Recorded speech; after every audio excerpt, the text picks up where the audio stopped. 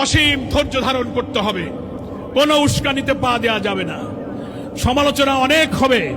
কোন দল, একটা দল ফেসবুকে স্ট্যাটাস দিয়ে বলেছে আমরা সংস্কার, অংশীদারিত্বের রাজনীতি, দেশ গঠন, অভ্যুত্থানে কোনো ভূমিকা রাখিনি। আরে বাবা, তোমরা নতুন ছাত্রদের দল, রাজনীতিতে জামাত ইসলামীর সাথে পাল্লা দিতে গেলে আরো বহু দূর যাইতে হবে।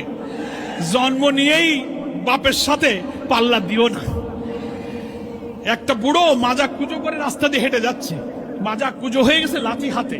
একটা যুবক ছেলে এসে বলতেছে, ও বুড়ো, তোমার মাজা এত কুজো হয়েছে কেন? তা উনি মাথাটা সোজা করে বলতেছে, বাবা এই পর্যন্ত আসো, এই পর্যন্ত আসো, মাজা কেন কুজো হয়? জামাত ইসলামী সংস্কার চায় না, জামাত ইসলামী নতুন সংবিধান সংরক্ষণে ভূমিকা রাখেনি। ঐক্যমত্য কমিশনে লিখিতভাবে 6টি সংস্কার কমিশনে আমরাই পূর্ণাঙ্গ রিপোর্ট দিয়েছি। অথচ নতুন গঠিত ছাত্রদের একটি দলের নেতা দুঃখজনক স্ট্যাটাস দিয়ে এই সমালোচনা করেছেন। ওনারা চাচ্ছেন যে আমরা ওনাদের একটু সমালোচনা করি, কেউ তো ওনাদের নাম নেয় না। তো জামাতের মতো বড় দলের দুটো কথা বললে যদি আমাদের নাম মুখে দুই একটা নেয়, আমরা আপনাদেরকে অত আমলে নিই না। এই পর্যন্ত এসে জামাতের রাজনৈতিক ম্যাচুরিটি বোঝার জন্য আরো কিছু পথ হাঁটতে হবে।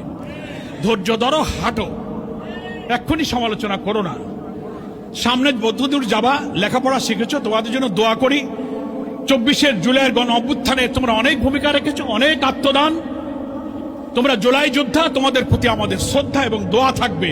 কিন্তু বড় বড় রাজনৈতিক দলের এমন রাজনৈতিক ভাষায় সমালোচনা করো, কিন্তু অশ্লীল, অশোভন, অরাজনৈতিক ভাষা ব্যবহার করাটা কোন রাজনৈতিক দলের নেতাদের জন্য শোভনীয় নয়। সকলকে আমি ধন্যবাদ জানাই। আমরা আগামী দিনের নির্বাচনে দাঁড়িপাল্লার বিজয় দেখতে চাই। সকলকে কেন্দ্রীয় জামাতের পক্ষ থেকে সংগ্রামী শুভেচ্ছা।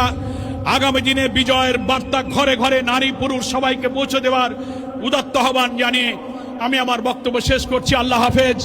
বাংলাদেশ জিন্দাবাদ, বাংলাদেশ জামাত ইসলামী জিন্দাবাদ।